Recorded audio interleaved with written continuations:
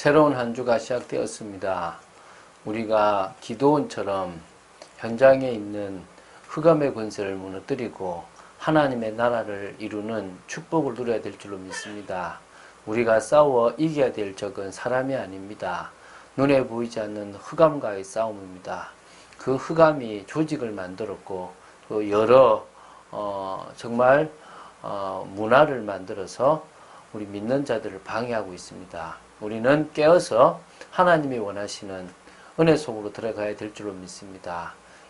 사사기를 통하여 특히 이번에 기드온을 통하여 우리가 이 세상에서 하나님의 나라를 이루는 또 믿는 자들을 통하여 주님께 영광 돌리는 축복의 삶을 살아야 될 줄로 믿습니다. 그런 응답받는 여러분 되시기를 주 예수 그리스도 이름으로 축원드립니다. 자, 사사기 7장 16절부터 25절의 말씀을 보도록 하겠습니다. 이 말씀은 기드온과 또 그를 따르는 300명의 백성들, 용사들이라고 하기도 하는데요. 그 사람들이 미디안 진영을 야간에 횃불로 기습하는 그런 작전을 감행하는 부분에 대한 내용입니다. 당연히 승리하게 되죠. 나중에 알겠지만 그 인원이 13만 5천 명 정도가 됩니다.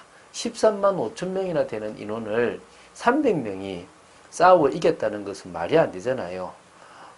그 이후에 에브라임 지파의 또 그 지원을 받아서 결국은 또 이제 또 그 적을 이렇게 섬멸하고 방백 두 사람을 잡는 부분이 나옵니다. 공포와 혼란에 빠진 미디안의 진영의 군사들이 자기들끼리 치고받고 싸운 그 결과 무려 12만 명이나 몰살하고 남은 그 군사가 1만 5천 명이 혼비백산하여서 도주하게 되는 부분들이 나오게 되는데요. 자, 이 부분에 대해서 한번 보도록 하겠습니다. 자, 우리가 다른 것보다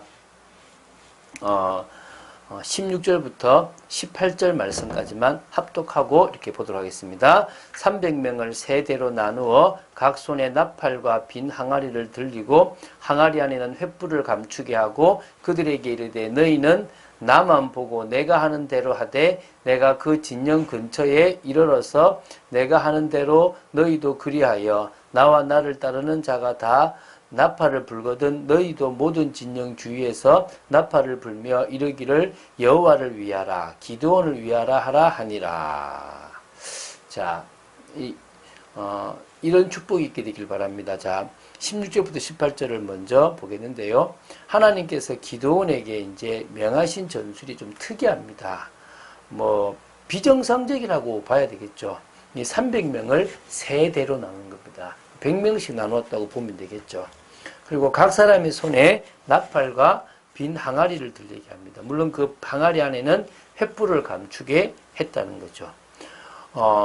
이것은 전적으로 기드온을 신뢰하지 않는다면 할 수 없는 행동입니다. 그래서 17절에 기드온이 자신이 하는 것만 보고 이렇게 그대로 하라고 이렇게 지시를 합니다. 그래서 18절에 기드온을 따르는 자가 나팔을 불면 모든 진영 주위에서 나팔을 불며 외치라는 것입니다. 그래서 여호와를 위하라, 기드온을 위하라 이런 건데요. KJV 성경에는 이 히브리어 역본 중에서 칼이라는 의미를 가진 헤레브가 들어있는 것을 이 KJV가 이렇게 번역해서 여호와와 기드온의 칼이라라고 이렇게 번역을 합니다. 사실 뒤에도 그렇게 이렇게 말하는 부분들이 있기 때문에 오히려 이 헤레브라는 말이 들어가 있는 게 칼이라는 말이 들어있는 것이 더 맞을 수도 있을 겁니다.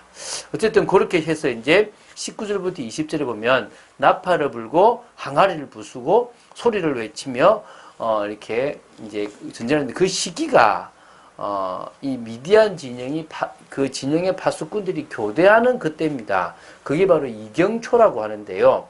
밤 10시부터 새벽 2시까지가 이경입니다. 그 중에 초라고 보면 밤 10시부터 아마 11시쯤으로 보시면 될 것 같은데요. 이 교대하는 그 시기에 어수선하고 경계가 늦춰졌을 거라고 보고 그때 외치라고 하는데요. 기드온과 함께 했던 100명이 먼저 나팔을 불며 손에 가졌던 항아리를 부수었고 그리고 옆에 있었던 두 곳에서도 따라서 하게 된 거죠. 항아리를 부순 후에는 왼쪽에 횃불을 들고 오른쪽에 나팔을 들고 이제 이렇게 나팔을 불면서 외칩니다. 여호와와 기드온의 칼이다라고 한 겁니다. 그러니까 헤레브가 들어있다는 말이 맞겠죠. 자, 21절부터 23절을 보겠습니다. 그러니까 이제 300명의 군사들이 각기 자기 자리에서 서서 미디안의 진영을 에워싸 있었던 겁니다. 그러니 온 진영의 군사들이 뛰고 부르짖으며 도망하였던 겁니다. 뭐 진짜 하나님이 겁나게 만들었겠죠. 미디안 군사들이 깜짝 놀라 정신없이 이리저리로 막 뛰었던 것입니다. 그래서 하나님의 역사가 일어난 건데요.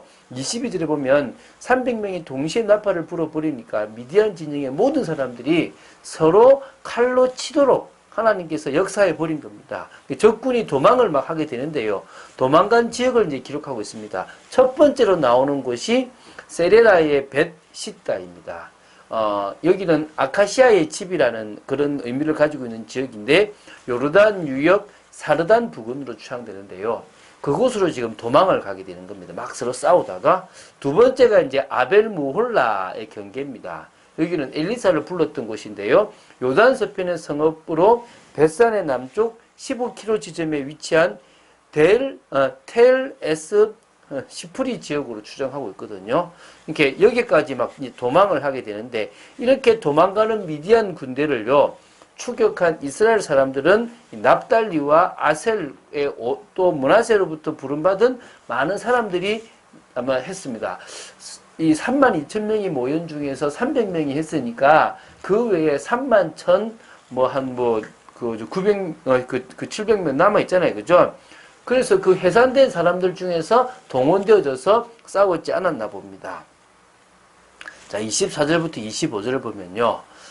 이제 기드온은 도망가는 미디안 군대를 요단강을 건너지 못하도록 빠른 시간 안에 에브라임 지파로 이렇게 사람들을 보내가지고요. 그 요단강을 지키라고 이렇게 이야기를 합니다. 그래서 퇴각하는 중에 에브라임 지파가 살았던 그 중부까지 이들이 막 도망을 가니까요. 이 에브라임 지파가 거기서 군대를 가져해서 누굽니까? 그 오는 사람들을 죽이는데 이때 이제 두 명의 방백이 죽습니다. 그 사람이 바로 오렙과 스엡인데요. 오렙이라는 단어는 갈가막이라는 뜻이고 스엡은 늑대인데요. 사람 이름에 이같이 야생 동물의 이름을 사용하는 것이 이제 고대 아람 민족에게 흔히 있었던 일인데요. 이 정도로 뭡니까? 포악하고 강하고 잔인했다 이런 의미를 가질 수 있는데요. 어쨌든 이스라엘은 그들의 생명을 위협하던 이 오렙과 스엡을 죽이게 됩니다. 물론 이제 다음에는 그 왕들까지 죽이게 되는데요. 이것을 기념해 가지고 여기는 오렙바이다. 여기는 스엡 포도주 틀이다. 라고 이렇게 이름을 지어서 했다고 합니다. 지금 오늘 우리는 뭘 봤냐 그러면 전쟁을 지금 싸워 이기는 것을 봤습니다. 300명으로 13만 5천 명을 죽이는 것은 믿어질 수가 없는 겁니다. 그런데 이 전쟁은 누가 한 전쟁입니까? 하나님께서 하셨던 전쟁입니다. 서로 자기들끼리 싸우게 함으로 말미암아 뒤에 보면 12만 5천 명이 여기서 죽어 나간 겁니다. 이제 15,000명이 이제 도망가는 부분들은 또 이제 기드온이 추격하게 되는데요. 자, 우리는 하나님의 이 역사를 믿고요. 나아가면 됩니다. 우리의 환경과 다른 하나님의 역사를 바라보면 됩니다. 자, 교회가 주의 일을 하고 하나님의 나라를 이루고 선교하고 후대를 세워나가는 데는요. 정말 중요한 많은 부분들을 봐야 됩니다. 그 중에 그걸 방해하는 나름대로 하나님의 말씀을 가지고 방해하는 세력들이 교회 내에 올 수 있습니다. 그래서 교회는 늘 하나님의 뜻을 찾아가는 성도들이 또 그 연합해서 교회를 만들어 가야 되는 것입니다. 그 세력들이요. 뭐 율법이든 또 영지주의 사상이든 여러 사상을 가지고 들어오게 될 것인데요.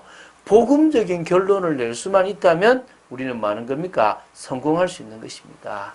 정말 하나님이 원하시는 복음적인 결론을 내려야만 됩니다. 그러지 않으면 결국은 또 속을 수밖에 없는 겁니다. 우리는요. 하나님의 뜻을 찾는다면 전 성도가 하나 되어져서 그 복음의 일을 이뤄가야 될 줄로 믿습니다. 그럴 때요.